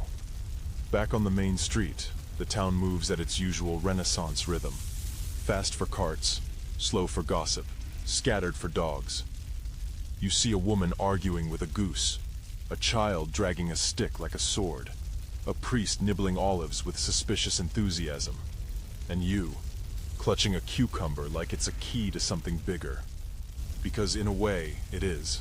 It's a window into a world where food was sacred and suspect, where vegetables carried reputations, where every meal was a choice, not just of taste, but of temperament, and sometimes of soul. And where even a vendor like Luca knew how to sell something dangerous with a wink and a whisper. You walk slowly now, letting the street scenes blur around you as your mind churns with all the tales of spleens betrayed, monks haunted, and cucumbers forgiven through vinegar. But even with all this nuance, one rumor still sticks in your mind like a rogue parsley leaf on a plate. The idea that cucumbers somehow attract sickness, not just discomfort, not just dreams, but something far more sinister. Illness. Plague. You stop at a small stone bench beside a dried-up fountain. Overhead, laundry flutters from window to window like nervous flags of truce. You pull the cucumber from your satchel and study it like a map.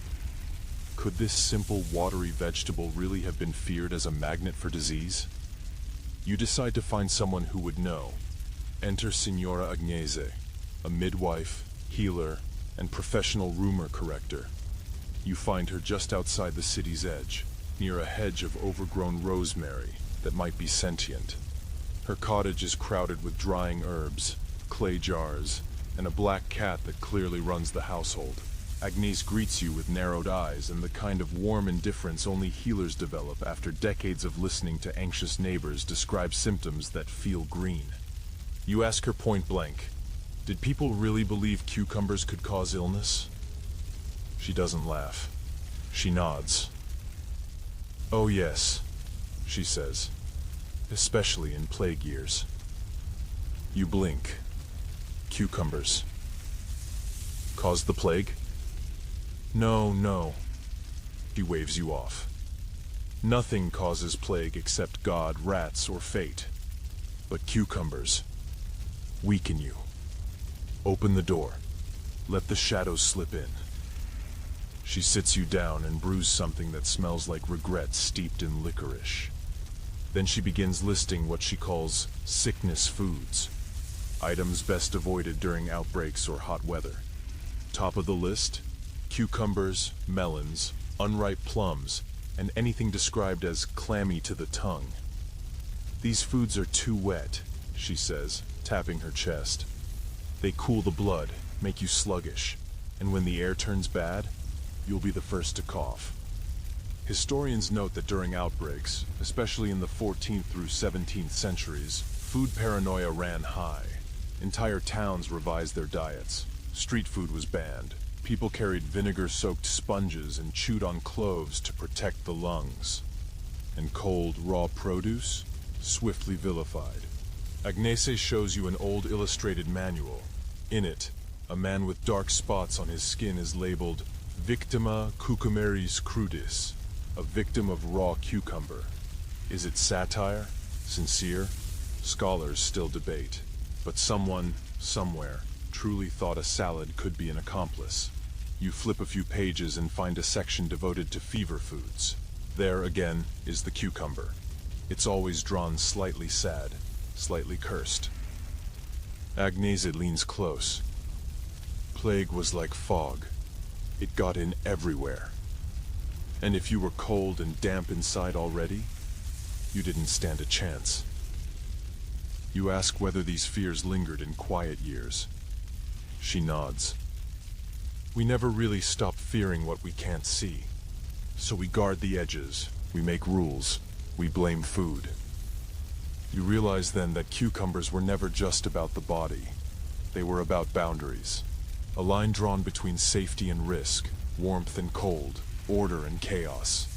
And when something like the plague appeared, something invisible and monstrous, people clung to what they could control.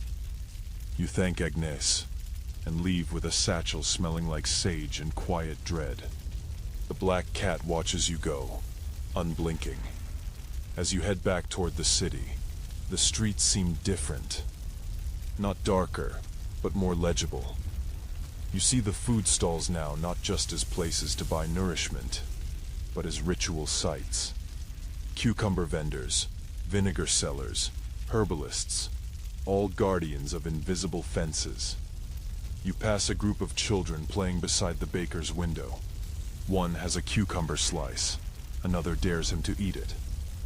"Not in plague season!" the boy yells, laughing as he drops it like it might bite him back. Somewhere between game and echo, fear still lingers. And yet, here they are, laughing.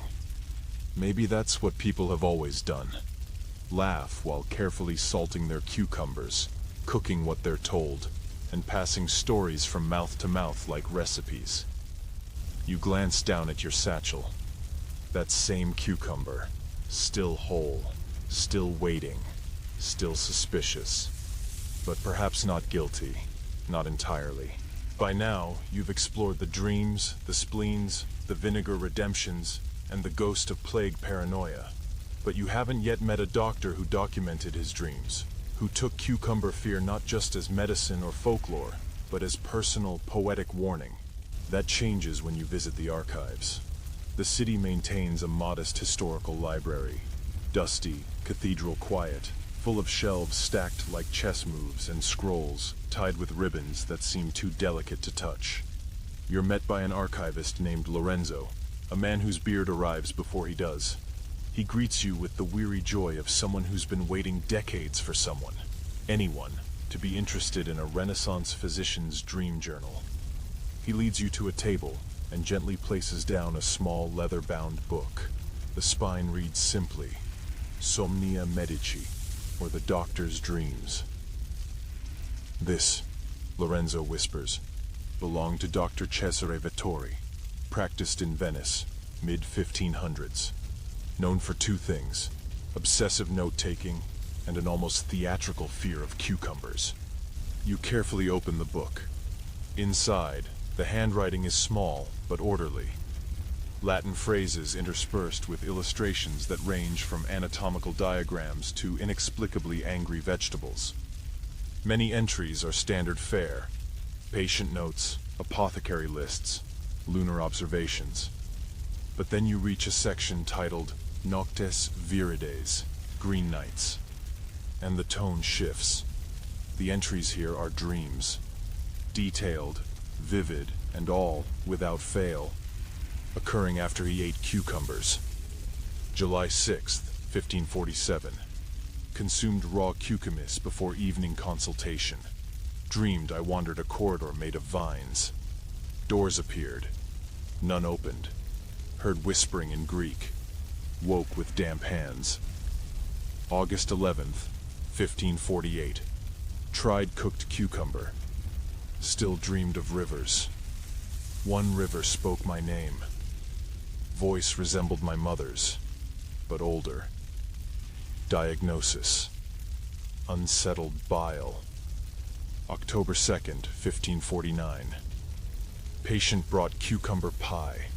Foolish acceptance. Dreamed of a banquet where everyone was made of wax and wilted when I spoke. Woke exhausted. Declared cucumbers unsuitable for autumn. You pause. This is not just food anxiety. This is performance art. Lorenzo chuckles. He believed dreams were the spleen's attempt to speak, and that cucumbers gave it a louder voice. Historians still argue about dream interpretation in Renaissance medicine. Some say it was purely symbolic, a reflection of inner imbalance. Others believe physicians like Vittori genuinely thought food created a spiritual bridge between the body and the subconscious. A way for your organs to report back. Cucumbers, in this case, were the megaphone. You turn more pages. Vittori's dreams get stranger. One describes a theater where actors remove their masks only to reveal more masks, each painted with cucumbers. Another entry simply reads, "Felt pursued by salad." And yet, in every case, the dream is followed by a morning note. His pulse, digestion, temperament. This wasn't just drama, it was data. In one rare moment of humor, he writes, May 4th, 1550. Attempted pickled cucumber with pepper. Dreamed I was a knight, galloping through a field of basil. Slew no enemies. Woke refreshed. Promising. You can't help but smile. It's hard not to admire a man who approached his anxieties with both rigor and poetry, who turned cucumbers into catalysts for introspection, who took his own midnight wanderings seriously enough to bind them in leather and label them science. Lorenzo closes the journal gently. We only found it because a descendant donated it, thinking it was a recipe book. You step back into the sunlight, the strange warmth of connection still tingling. Because here's the truth. Vittori's fear of cucumbers wasn't just about digestion. It was about meaning. It was about listening to the body's absurdities and honoring them. And it makes you think, maybe everyone, in their own way, keeps a secret record of what they eat and what it does to them. A mental log, a private myth. You look down at your hand. You're still carrying the cucumber Luca gave you, slightly softened now, like it's tired of being accused. And for the first time you wonder, what might you dream if you finally ate it? Not tonight, but soon. You spend the rest of the day wandering the quieter parts of town, past shuttered doorways and sun-bleached laundry, letting Dr. Vittori's dreams rattle gently in your thoughts. There's something oddly comforting about the idea that someone, centuries ago, sat up in bed and wrote down a nightmare about talking cucumbers, and called it science. But tonight, you're headed to meet someone with the opposite approach. Count Niccolo Crispini, a local eccentric, minor noble, amateur poet, and self-declared cucumis libertinus, the cucumber libertarian. You reach his villa just as dusk begins to settle like warm ink over the hills. The estate isn't enormous, but it's flamboyant in all the right ways. Painted shutters, overgrown roses, and two identical marble statues of goats wearing togas flank the entrance. A servant with a face like a politely furrowed rug leads you into a sunroom where the Count lounges like a man who's never taken a warning seriously in his life. "Ah!" he shouts. "You've come to talk cucumbers." You confirm. He grins like you've just agreed to a duel. "I eat them nightly," he says proudly. "Raw, unblessed, unvined, unashamed. And yet," he spreads his arms dramatically, "still alive." He gestures to a plate beside him. Thin cucumber slices arranged like floral petals, sprinkled with salt and pepper, drizzled with olive oil. It's a salad. A scandal. You ask why. Because, he declares, someone must rebel. He tells you he started eating raw cucumbers at night after losing a bet to a friend. Nothing happened, so he tried again, and again. A week later, he decided the whole cold and moist thing was ridiculous. Fear, he says, is just bad digestion of the soul. Naturally, the doctors hated it. I received a letter, he says, signed by 3 physicians, 1 priest, and a deeply offended herbalist, begging me to stop. He framed it. Historians still mention Crispini as an odd footnote, a Renaissance figure remembered more for his letters and dinner parties than his politics. But here, in this sunny room filled with mismatched chairs and the smell of basil and rebellion, you get the sense that he enjoys being a footnote. He brings out a slim leather-bound book, not a dream journal, but a dinner log. For the past year, he has recorded every meal involving cucumber and every dream that followed. You flip through. January 3rd. Cucumber, raw, with lemon. Dreamt of floating above Venice. Woke with goosebumps. Acceptable. February 11th. Cucumber and honey. Don't ask. Dreamt of riding a duck into battle. Excellent morale upon waking. April 22nd. Cucumber, plain. Dreamless sleep. Disappointed. Unlike Dr. Vittori's accounts, Crispini's read like dinner theater. They are dramatic, occasionally absurd, and peppered with philosophical commentary on why cucumber fear is a metaphor for unnecessary caution. You ask if he's ever gotten sick. Of course, he says, but not from cucumbers, usually from pride or undercooked oysters. Still, he admits the social cost has been curious. He once served cucumber at a nighttime gathering, and half his guests refused to eat. One woman reportedly clutched her stomach and demanded holy water after mistakenly sipping cucumber water instead of wine. But the young ones, he says, they ate, they laughed. One of them even composed a poem on the spot. You nod. You know that poem. You read it in the Abbey. It's titled Green Mistake. I wrote it, he says, twinkle-eyed, under a pseudonym. Of course he did. He pours you a glass of chilled white wine, offers you a slice of cucumber. You hesitate. He leans in. You don't have to believe in it, he says. Just taste it. See what your spleen has to say. You eat it. Cool, crisp, bright from the pepper, and strangely comforting. No whispers, no fog, just cucumber. See? He says, triumphant. No one ever writes poems about safe food. You realize then that Crispini isn't trying to disprove Renaissance medicine. He's trying to reclaim the ritual, the story. He's not mocking the fear, he's just remixing it. He escorts you out under a sky full of stars, walking with the calm grace of someone who's fully made peace with his personal brand of heresy. At the gate, he waves. Write down what happens tonight, he calls. Good or bad, dream of geese or not. Either way, it's data. And then he's gone. You look up.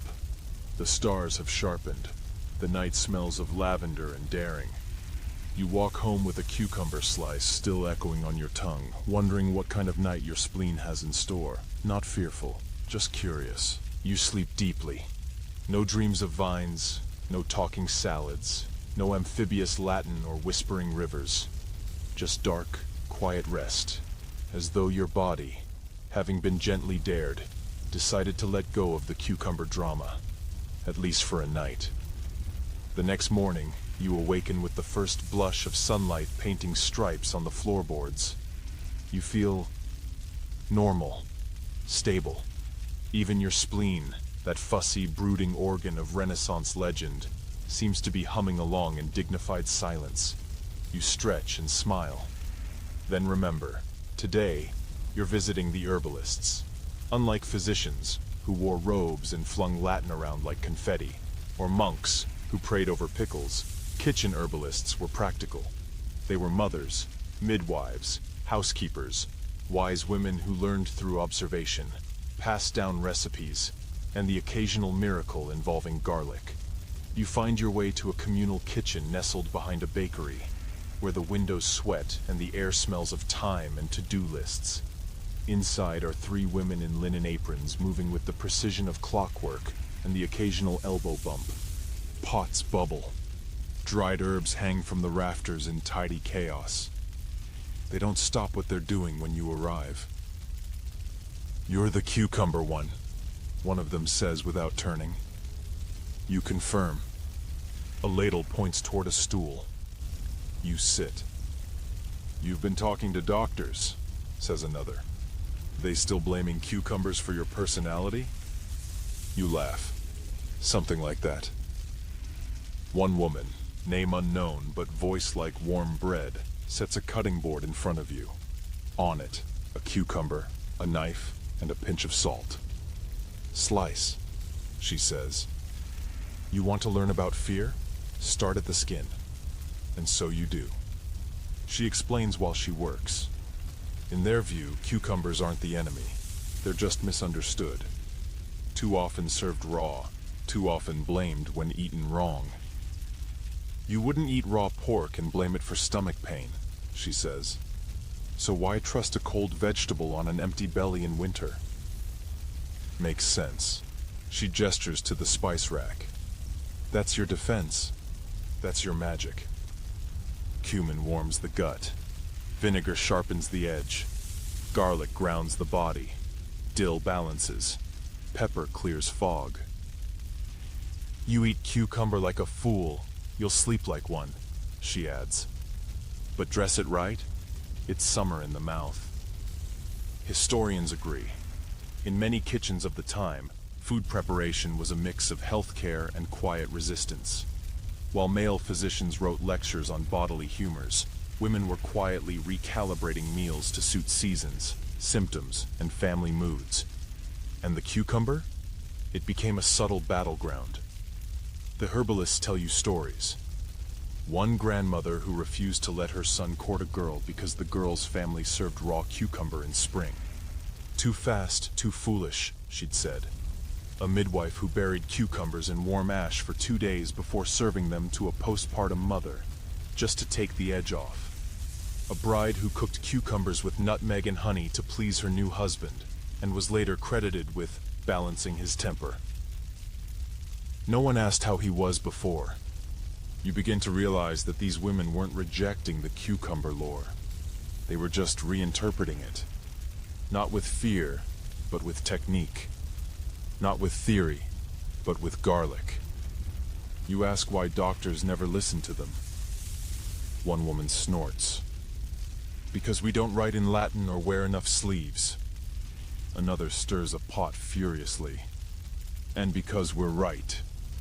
They show you a chart on the wall, hand-drawn, annotated, and splattered with broth. It's not about humors, but moods. Sleepy, anxious, bloated, hot, lonely. Each is paired with herbs, spices, food temperatures, even cooking methods. Cucumbers are listed in a section called Conditional Friends. Cook them, balance them, eat them warm, or don't bother, the chart reads.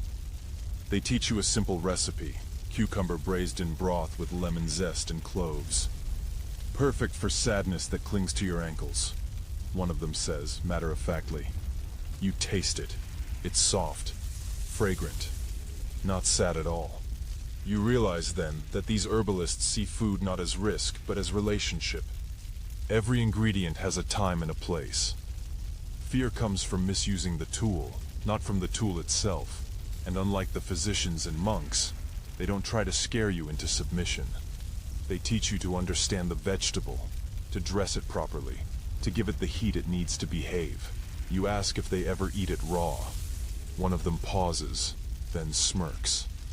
"Only when we feel wild." And then, "But never at night." They hand you a wrapped pouch, dried mint, lemon peel, and fennel seeds. Steep this tonight, they say, in case you forget your spleen has feelings. You walk back through the alleys, clutching the pouch and thinking about how all these cucumber stories, whether fearful, funny, or fragrant, are ways of managing a simple human truth. We want to feel safe, even if we have to ritualize salad to get there. You smile. And for once, the cucumber in your bag feels less like a suspect and more like an ally. You're beginning to see it now. Not just the cucumber, but the full constellation of customs, fears, and flavors that orbit it. You've met the doctors with their solemn warnings, the monks with their poetic regret, the rebels with their slicing bravado, and the herbalists with their spice-laced wisdom. But now you want to know what happens when cucumbers leave the kitchen and step into high society. And so you find yourself climbing a marble staircase into the drawing room of Lady Aurelia d'Este. She's the kind of noblewoman whose rings enter the room a full second before she does. Draped in fabric soft enough to insult clouds, she greets you like an old friend who has absolutely no idea who you are. Come for the cucumbers, have you? You nod. Of course you have, she sighs, and sweeps you into a room filled with sunlight, lace, and the faintest scent of bergamot. What follows is less an interview, and more a theatrical monologue, as Lady Aurelia recounts the aesthetic life of cucumbers, how they became not only edible curiosities but cosmetic ones. Once, she says, a woman would never dare let a cucumber touch her mouth after sunset, but place it on her face, that's a different story. She gestures toward her vanity, where slices of cucumber rest delicately atop a bowl of rose water. A silk cloth, monogrammed in gold thread, is folded beside it. Cucumber water, she explains, is the noblest of tonics. Cools the skin, soothes the eyes, balances the spirits. We don't drink it, mind you, but we bathe in it. Historians confirm that during the Renaissance, beauty rituals among the upper class leaned heavily on fresh botanicals. Cucumber, long feared as a culinary disruptor, was welcomed as a cosmetic savior. It was praised for its moisture-drawing properties, its cooling nature, its ability to reduce swelling and lend a dewy glow to tired skin. Lady Aurelia leans in conspiratorially.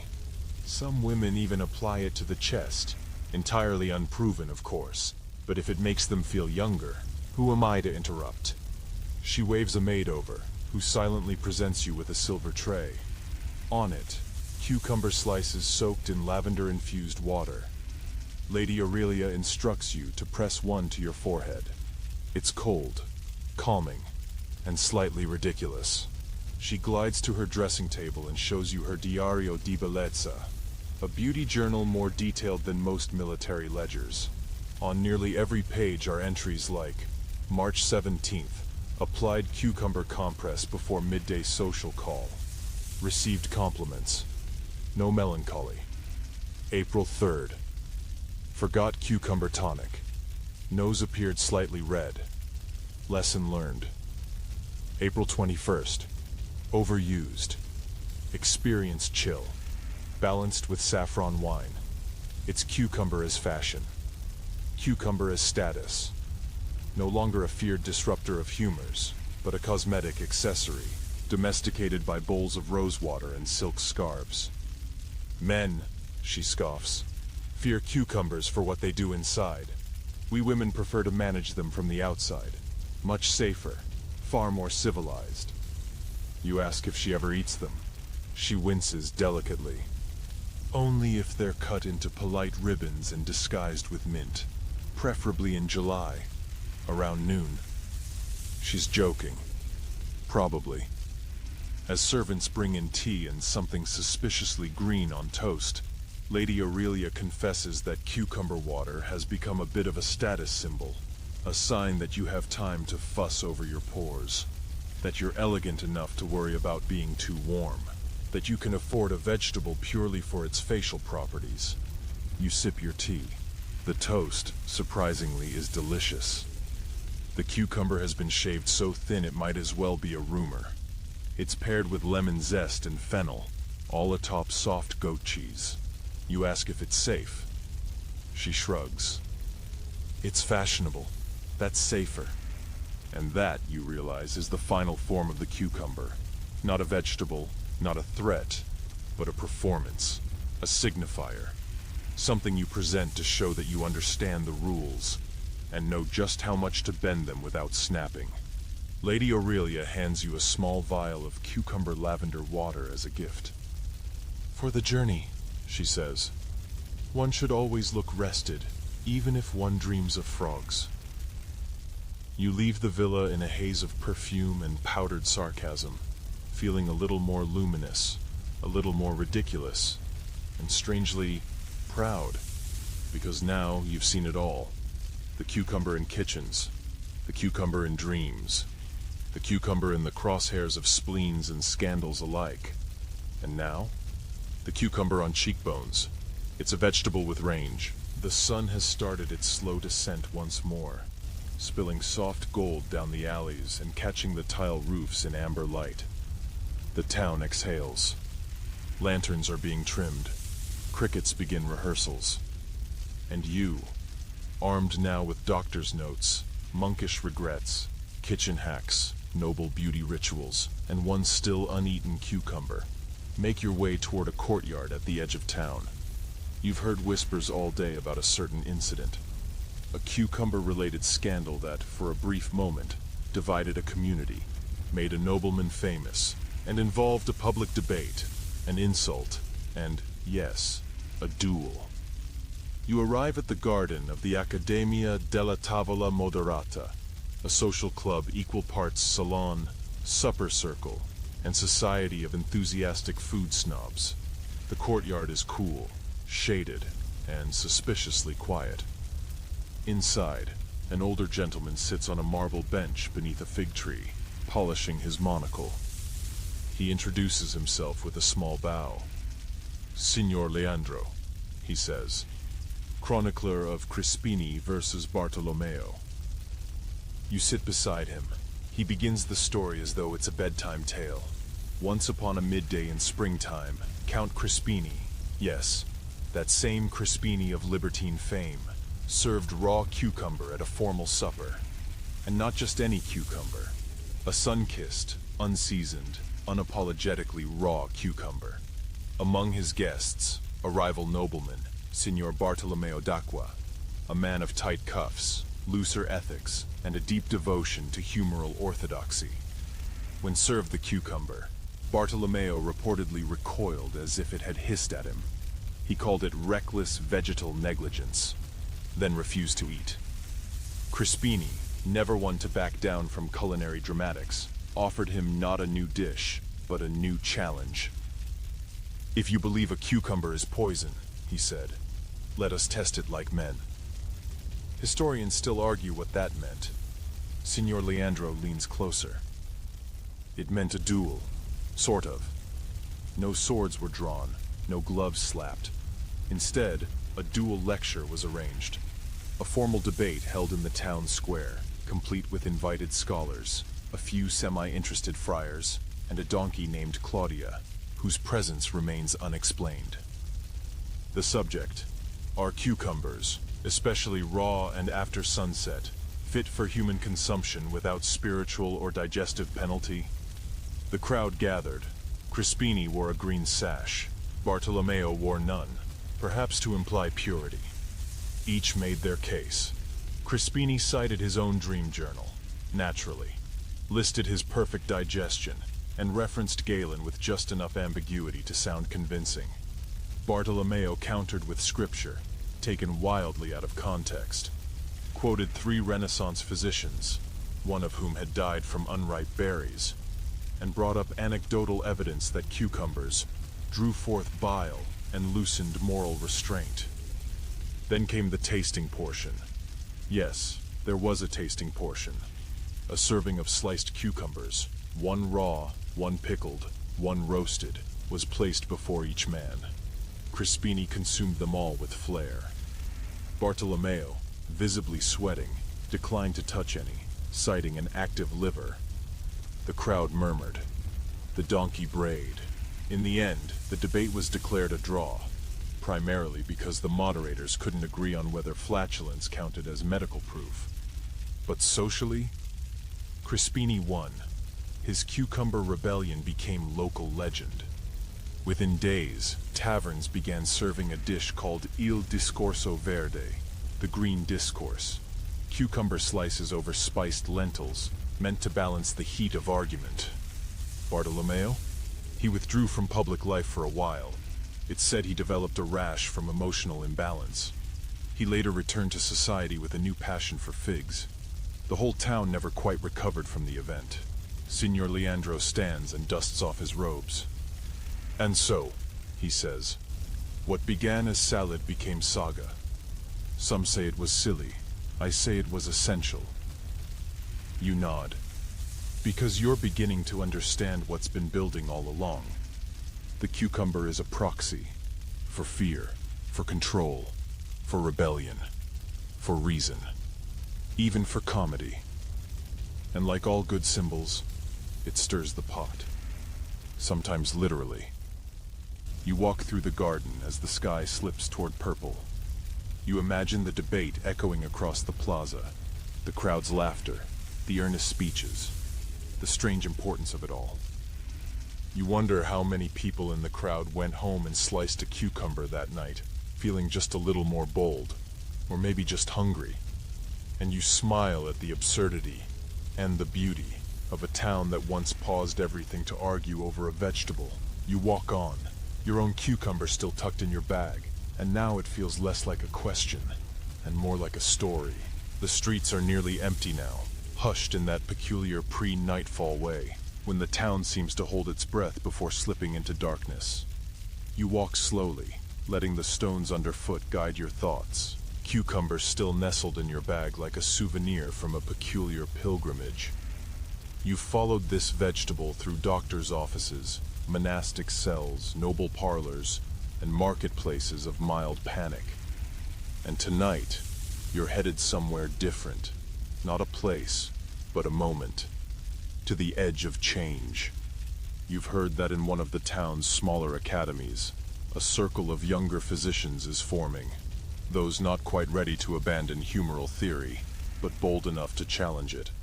And some of them, well, they're beginning to reconsider the cucumber. You enter a modest hall tucked behind the apothecary row. The building smells of parchment and chalk dust, with the faintest whisper of mint. A young man, sharp-jawed, ink-stained fingers, welcomes you with an eager handshake. His name is Elvis, and he leads the Circle of Rational Curiosity, which sounds both promising and like a student club that's very bad at sports. You're led into a room lit by candle sconces and conversation. Around a long oak table sit a handful of scholars, most in their 20s or 30s, speaking in low tones over open books and small plates of roasted lentils and, yes, thin slices of cucumber drizzled with oil. You sit. No one flinches. Alvise stands. "We're glad you've come," he says. "We've read Vittori. We've read Della Fossa. We've even read Elegy for the Green Mistake." A polite chuckle follows. "But we've also read something else." He holds up a slim hand-bound volume. It's in Latin, but the title reads, "On the Natural Qualities of Garden Plants, a Challenge to Tradition." Written anonymously, it offers measured critiques of humoral classifications, suggests that cold and moist might not be universal truths, proposes the idea, radical at the time, that the body isn't ruled by four fluids, but by complex interactions of organs and environment. Historians point to such documents as part of the slow revolution of medical thinking. This was the age of anatomy, of empirical observation, of microscopes and meticulous drawings. And even though it would take centuries to fully dethrone the humors, this was where the seeds were planted. Quietly, in candlelit rooms, by people slicing cucumbers without fear. You listen as the group debates not whether cucumbers are evil, but why they were ever feared. Was it truly about digestion, or the unpredictability of nature? Was it about controlling appetite, or controlling behavior. One scholar, a young woman named Renata, suggests that cucumbers were simply caught in the crossfire between old models of thinking and new, observational methods. They made people uncomfortable, she says, not because they caused dreams, but because they didn't fit. Too wet, too fast to spoil, not easy to control. And humans, she adds, don't like what they can't predict.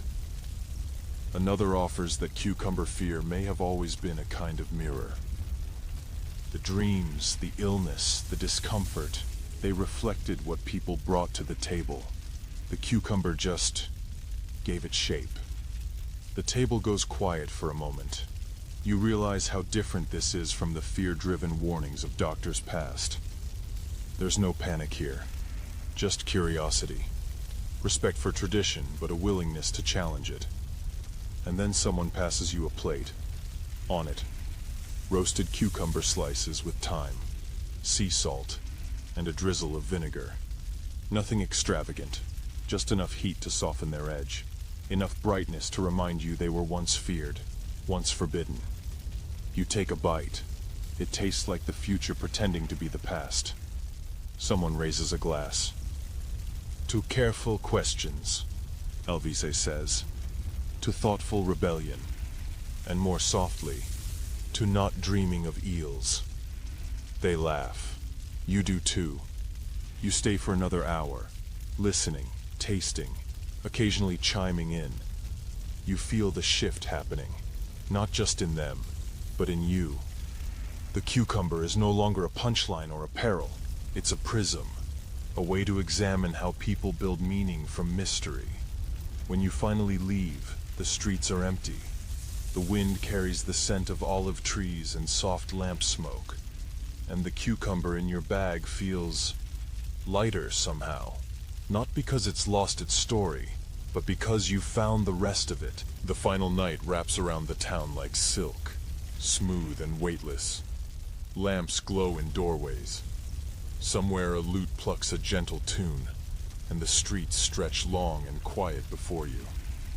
You walk slowly now, not because you're tired, but because you're not quite ready for the journey to end. You pass all the places that once seemed strange and now feel almost familiar. The fountain where you watched cucumber slices trade hands like gossip. The herbalist's kitchen with its ceiling full of mint and muttering. The noble courtyard where cucumbers became cosmetics. You've held this green, unassuming vegetable in trembling hands, laughed at it, feared it, sliced it, soaked it, dreamed about it, argued over it, and now, perhaps, you understand it. You make your way back to the merchant's garden, the air cool against your arms. The night smells of rosemary and distant bread. You sit on the low wall by the cucumber patch. The vines curl sleepily in the moonlight, unaware of their complicated reputation. And finally, with no fear, no flourish, no physician watching, you take the last cucumber from your satchel. You cut it. You eat it. It is cool and crisp, earthy and honest. There is no voice in your head, no sudden chill in your spine, no vision of vines wrapping around your ankles. Just the faintest taste of green, like the whisper of a memory you've never had. You close your eyes and drift. So now, as the last bite fades on your tongue and the night settles in like a warm, well-washed blanket, let the stories go quiet. No more dream journals, no more spleens, no more monks clutching their bellies, or noblewomen pressing cucumber slices gently to their temples. Just stillness. Let the centuries melt away, soft as candle wax. Let the laughter from the debates, the songs of the herbalists, the hush of the archive, fade, like whispers in a darkened library. You are here, now.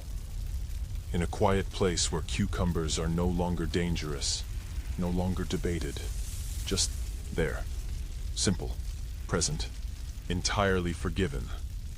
Your breath slows, your shoulders loosen, the mind releases its grip. Even your spleen, if it's still listening, is satisfied. And if any dreams do come tonight, may they be soft and slow. May they bloom in muted greens and gentle laughter. May they carry you through moonlit gardens and warm kitchens and sun-dappled courtyards where nothing chases you and no salad is cursed. May you rest easy knowing that even the most misunderstood things can find peace. Even a cucumber, even you.